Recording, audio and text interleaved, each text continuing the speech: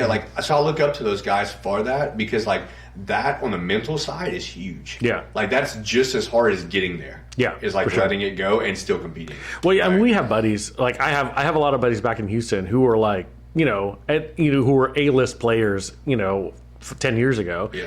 And they don't, they kind of get in this where they don't want to compete anymore because it's like, yeah, once you were at one point you were an elite GM, Yep. and you were in the conversation, and then it's like, yeah, then life happens, and then you don't have time to train, and then you know what it takes to be there, and you kind of are sad that you're not where you were. Because that's what gets you to that point. It's Right. like wanting to be the best. Yeah. Right? Yeah, so yeah, like yeah. that's the drive that competitors have. And like if you're wanting to be GM or you wanting to compete at the top part, that's the answer. Yeah. Like that's all the secrets. It's like you have to be obsessed with it and you have to want to win. Yeah, absolutely. Like it's not like, oh, I just want to get a little bit better or I need to get the right gear or I Right. need to do this. It's like no, you have to be obsessed with winning and you have to devote so much time into doing it, I think so that's probably where it is. Like so one of the reasons I don't compete open at locals very often is that if I'm not because I know I haven't been training, right? I was telling everybody last night, right? I stayed for the whole match last night, Yeah. believe it.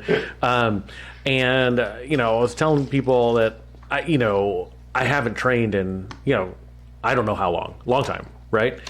And I feel like if I were competing in open divisions, my love, like that's my passion, and I feel like if I go compete there right now at our local, that it's like I already know I'm not where I want to be. So then it's going to just make me mad. Like, okay, if I don't, perform the way I want to perform, then I'm just going to be hacked off. Versus shooting a division that I'm not as invested in, like limited optics or carry op or PCC or whatever, production. Doesn't matter. Pick a division.